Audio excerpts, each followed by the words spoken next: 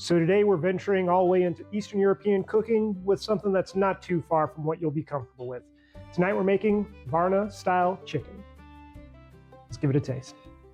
So Varna-Style Chicken is a braised chicken dish. So how we get started with most of our braises, at least the really good ones, is you start by searing whatever you're going to be braising. In this case, we're using some leg quarters.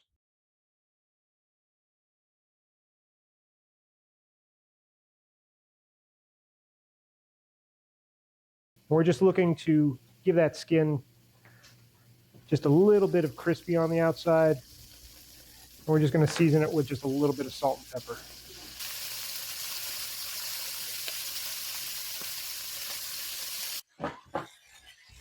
All right, so while chicken is searing, we're going to go ahead and do our knife work. First, we're going to get started with just dicing some white onion.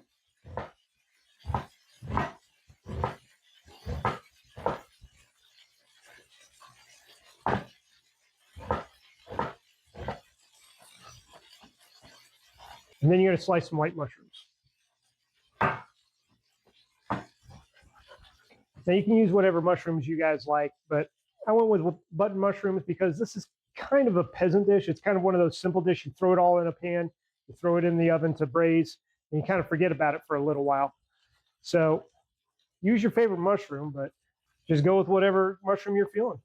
All right, you'll know your chicken is done searing as soon as you can pull on it, and it just kind of pops right off. And it doesn't, the skin and the meat doesn't fight you too much by sticking in the pan. If it's still sticking in the pan, give it another couple minutes because it just needs to hang out on the bottom just a little bit longer. All right, now that our chicken's been seared, we're going to go ahead and throw just a little bit of butter in the pan. It's got plenty of chicken fat rendered down in there.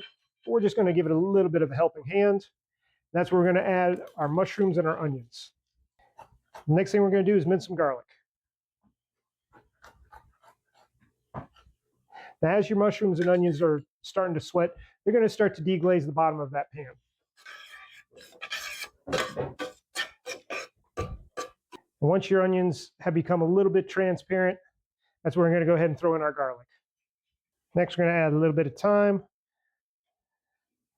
Now, I probably mentioned it once or twice before, but thyme is probably my favorite herb just because it's very versatile, it's very subtle, but it's very pronounced at the same time.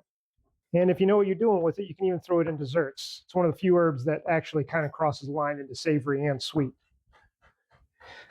But if you throw it into a sweet dish, it's not going to be one of those like sweet cotton candy dishes. It's going to just be something very nice, very subtle, like a custard or something. And I know some people are rolling their eyes at that right now, but trust me, it works.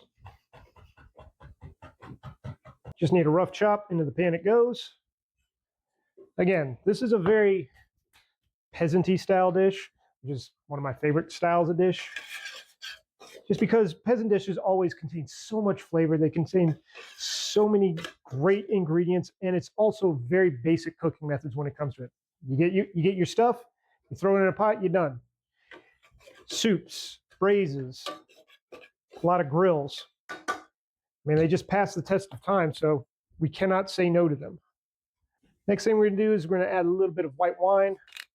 By a little bit, I mean a decent amount. This is going to help become the basis of our sauce. Then we're going to throw in just a dash of vinegar.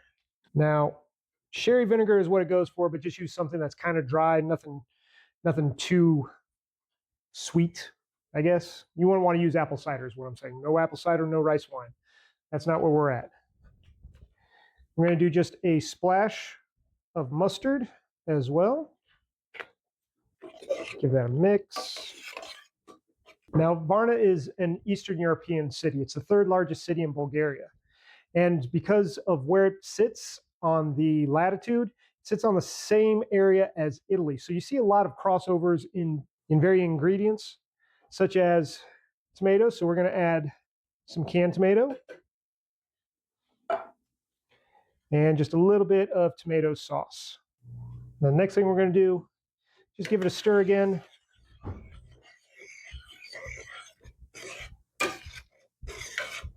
And bring it up to a simmer. All right. Our next ingredient that's going to go in is some basil.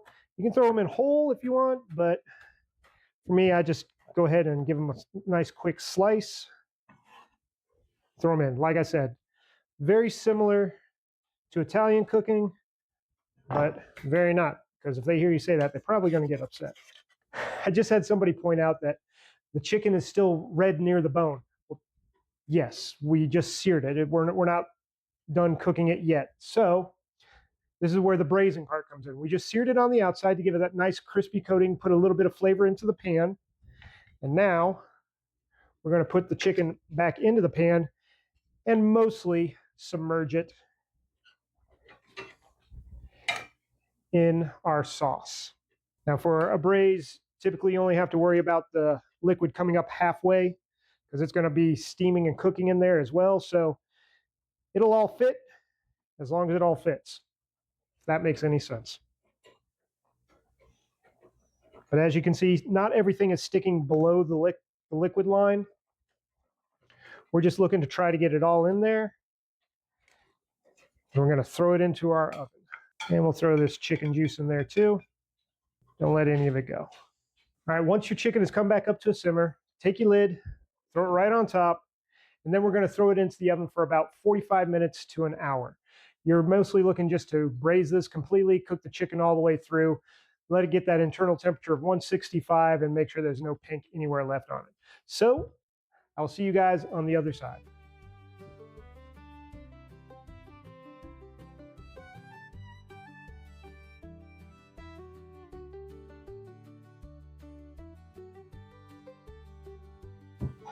And there you go, Varna-Style chicken. Again, it's easy, it's beautiful, and you can make something a little bit out of the ordinary while still sneaking it in that it's Italian. But it looks really good, so let's go ahead and give it a taste test.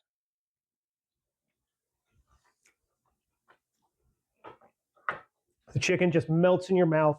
It's got a nice bit of flavor from the acid, from the tomatoes, from the mushrooms. It all comes together nicely. It balances itself out. And again, it's a braised dish, so it's going to take you a little while, but it's, like most braised dishes, well worth the wait. So easy weeknight meal, not much complicated going into it, just needs a little bit of your time. I think you guys can handle it just fine. And if you enjoyed this dish and you want to try it out sometime, make sure you hit the like, share, comment, subscribe, all that great stuff. And as always, thanks for cooking with me.